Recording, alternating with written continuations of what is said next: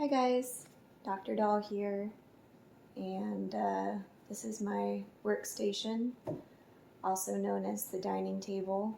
You can see all of my doll stuff, and my sewing machine, and all my junk just kind of shoved off to one side, and then this is the side we eat on. So, yep.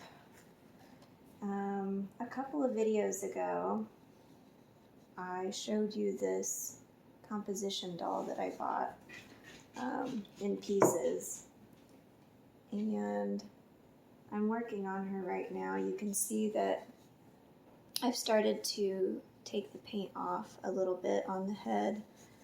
So I decided after taking another look at her that the paint was just not savable.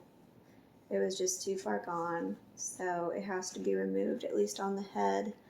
Now on the body, I think the paint's fine. The chips are minor, the crazings are very small.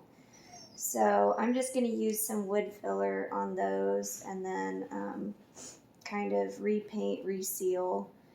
On the head though, I have to get this old paint off, and unfortunately with these old composition dolls, the composition itself is very porous. I don't know if you can see, but it's essentially just like particle board. It's just sawdust and glue, and so you don't want to get it wet.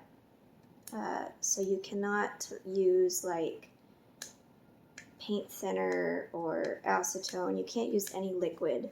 You just have to sort of chip this old paint off. And my weapon of choice is this cuticle pusher, which is honestly not the best. But I'm using this little like pointy, I don't know if you can see, focus camera, focus. There's this little pointy edge, and I'm kind of using that to just like get under the paint and try to flake it off. I'm trying to do it without damaging the composition underneath. Very difficult to do, by the way. This is not the most ideal situation, but I've watched several tutorials on this, and a lot of people have done this way, but I don't know. This is going to take a long time. So anyways, I'll keep working on the head, trying to get that paint out, or off, I should say.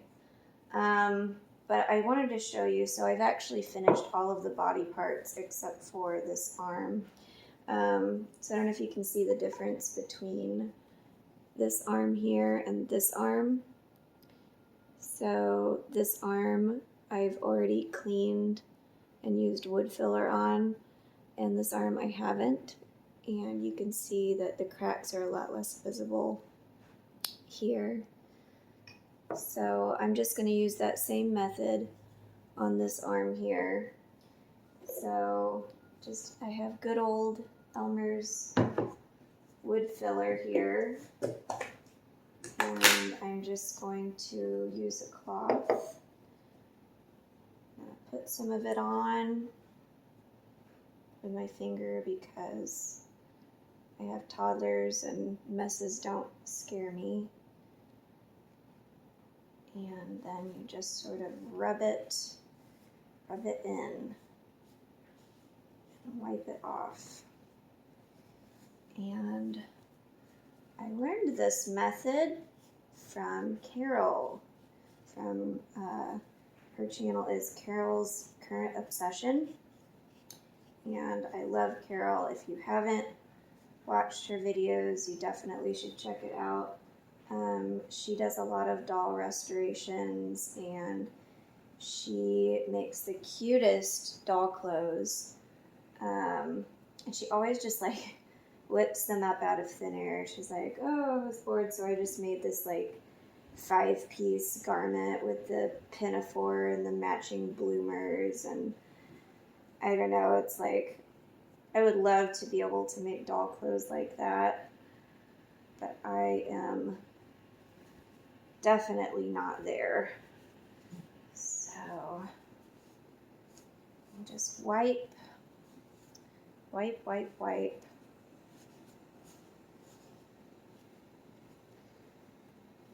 And it sort of cleans off the surface because, like I said, you can't get it wet. You can't wash it with water. So the abrasive sort of cleans all the dirt and dust off of the surface, and then it also fills in all the little cracks. So it's kind of awesome. There are a couple of other methods that I've seen, but this one was definitely like the most cost effective, and it made a lot of logical sense to me. So this is the one we're going with. So thank you, Carol, for sharing your methods with the world. And this arm has quite a lot of cracks in it, so we're just gonna really get in there and try to fill it, make it as flush as possible.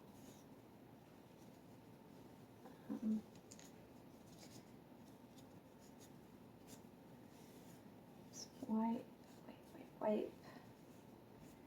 Okay, did I get all of them?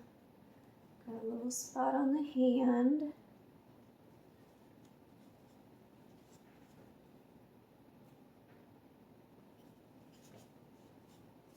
And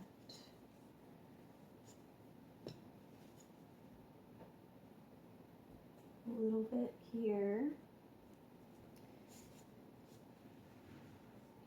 I think that's it. So now that that's done, you definitely want to, if you're planning on repainting over that, make sure that you give the wood filler plenty of time to dry. You do not want to paint over it if it's still wet. I forget how long it tells you to, but it's a long time. I would definitely I'm definitely going to let mine sit for a good 24 hours before I mess with it, because I want to make sure that it's nice and dry before I do anything. So anyways, that's the update on this girly, and it's going to be a while before I get all this paint off, but I'll post another video once I do and I start the repainting process. I know this isn't super exciting to watch, but I wanted to just update you that I am working on her. It just might take a little bit of time. So we'll see you later.